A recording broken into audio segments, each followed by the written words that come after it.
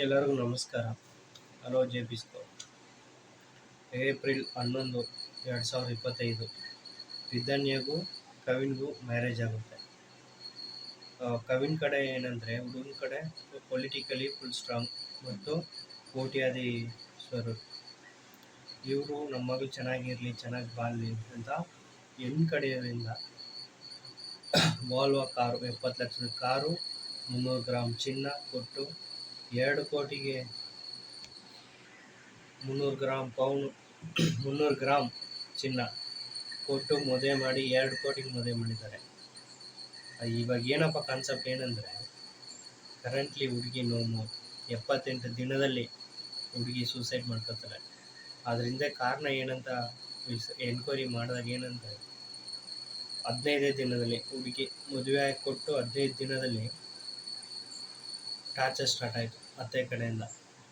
ನಮ್ಮ ಮಗನಿಗೆ ಈ ಕಡೆಯಿಂದ ಹೆಣ್ಣು ಬಂತು, ಅಲ್ಲಿಂದ ಹೆಣ್ಣು ಬಂತು, ಇಷ್ಟು ಕೋಟಿ ಕೊಡ್ತೀನಿ ಅಂದರು, ಬಿಸ್ನೆಸ್ ಮಾಡಿಕೊಡ್ತೀನಿ ಅಂದರು, ನೀವು ಇನ್ನೂ ಚಿನ್ನ ಇಷ್ಟು ಹೇಳಿದ್ವಿ, ಇಷ್ಟು ಕೇಳಿದ್ವಿ, ಬ್ರೋಕರ್ ಮುಖಾಂತರ ಇಲ್ಲಿ ಕಳಿಸ್ತಂತ. ಯಾರು? ಹುಡುಗನ ಮನೆಯಿಂದ ಹುಡುಗಿ ಮನೆಗೆ. ಏನೇನು ಮಾಡ್ತೀರಾ ನಿಮ್ಮ ಹುಡುಗಿಗೆ?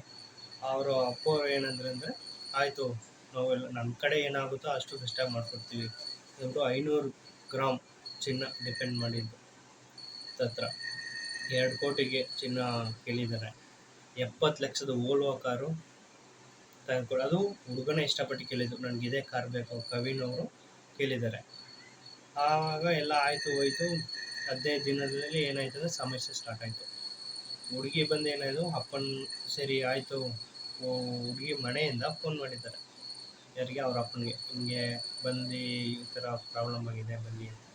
ಅವರು ಬೇಗರ ಮನೆಗೆ ಹೋಗಿ ಹುಡುಗಿನ ಕರ್ಕೊಂಡು ಹೊಂಟೋಗಿದ್ದಾರೆ. ಅಲ್ಲೇನು ನನಗೆ ತುಂಬ ಟಾರ್ಚರ್ ಕೊಡ್ತಾಯಿದ್ದಾರೆ ತಂದೆ ಅಂತ ಹುಡುಗಿ ಹೇಳಿದ್ದಾರೆ. ಅವ್ರ ತಂದೆ ಹೇಳ್ಬೇಕಂದ್ರೆ, ಸೇರಿ ನಮ್ಮ 15 ದಿನಗಳು ಏನೂ ಕಂಡುಹಿಡಿಯೋಕ್ಕಾಗಲ್ಲ, ಏನೋ ಅಡ್ಜಸ್ಟ್ ಮಾಡ್ಕೊಂಡು ಬಾಳು, ನೋಡೋಣ, ಇನ್ನೂ ಇದಕ್ಕಿಂತ ದೊಡ್ಡ ಸಮಸ್ಯೆ ಬಂದರೆ ಫೇಸ್ ಮಾಡ್ಕೊಳ್ಳೋಣ ಅಂತ ಹೇಳಿ ರಿಧನ್ಯ ಮತ್ತು ಗಂಡನ ಮನೆಗೆ ಕಳಿಸಿದ್ದಾರೆ.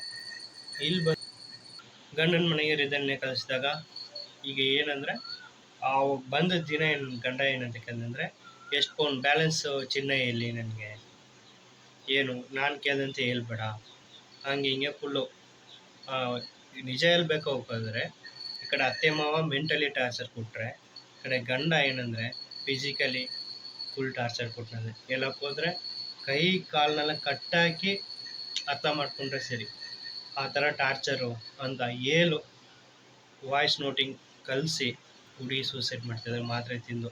ಅದು ಕಾರಲ್ಲಿ. ಹುಡುಗಿ ಕಾರ್ ಓಡ್ಸೋಕ್ಕೆ ಬರುತ್ತೆ, ಎಲ್ಲ ಬರುತ್ತೆ. ಶ್ರೀಮಂತರ ಕುಟುಂಬ ಅಂದರೆ ಹೆಂಗಿರ್ತಾರೆ ಗೊತ್ತಾ, ಐಷಾರಾಮಿ ಜೀವನ.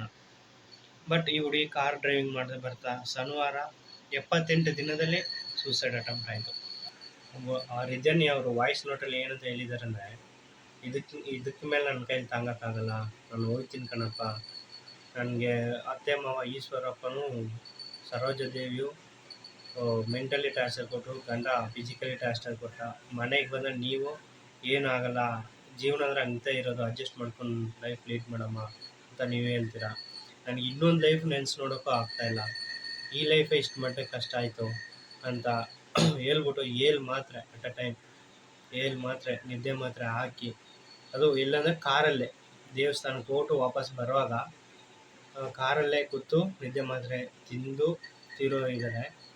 ಬಟ್ ಅವರು ರೆಸ್ಟ್ ಇನ್ ಪೀಸ್ ಅಂತ ಹೇಳ್ತಾ, ನಮ್ಮ ಕರ್ನಾಟಕ ಜನತೆಗೆ ಪ್ರತಿಯೊಂದು ಒಬ್ಬರೊಬ್ಬರು ಮನೇಲಿ ಯಾರು ಮದುವೆ ಏಜಲ್ಲಿ ಹೆಣ್ಮಕ್ಳು ಇಟ್ಟಿದ್ದೀರಾ ಅವ್ರಿಗೆ ನಾನು ಹೇಳೋದು ಏನೆಂದರೆ, ಯಾವತ್ತೂ ಒಂದು ಹುಡುಗನ ಬಗ್ಗೆ, ಹುಡುಗನ ಫ್ಯಾಮಿಲಿ ಬಗ್ಗೆ ತಿಳಿಯದೆ ಹೆಣ್ಣು ಕೊಡೋಕೆ ಹೋಗಬೇಡಿ. ಡೌರಿ ಸಿಸ್ಟಮ್ ಅದು ಎಷ್ಟೋ ಜನ ಆ ಕಾಲಿತ್ತು, ಡೌರಿ ಇಷ್ಟು ಕೊಡಬೇಕು, ವರದಕ್ಷಿಣೆ ಹಿಂಗೆ ಅಂತ. ಇವಾಗೆಲ್ಲ ಎಷ್ಟೋ ಕಾನೂನು ಇದೆ, ಕಾನೂನು ಪ್ರಕಾರ ಹೋಗ್ರಿ. ದಯವಿಟ್ಟು ಯಾರೇ ಹೆಣ್ಮಕ್ಳ ಫಸ್ಟು ಧೈರ್ಯವಾಗಿ ಬೆಳೆಸಿ. ಈ ಥರ ಈ ರಿಧನ್ಯ ಅವರು ಎತ್ತಿರೋ ಡಿಸೈಡ್ ತುಂಬ ತಪ್ಪು. ಯಾಕಂದರೆ ಆಲ್ರೆಡಿ ದುಡ್ಡು ಕಾಸು ಅವ್ರಿಗೆ ಕೊರತೆ ಇಲ್ಲ. ಯಾಕೆ ಬಿಟ್ಟು ಬಂದು ಬೇರೆ ಜೀವನ, ಆಲ್ರೆಡಿ ಇವ್ರ ಜೊತೆ 20 ಜನ ಇವರು ಒಂದು ಕಂಪ್ನಿ ಲೀಡ್ ಮಾಡ್ತಿದ್ರಂತ ಅವ್ರ ತಂದೆಯವರು.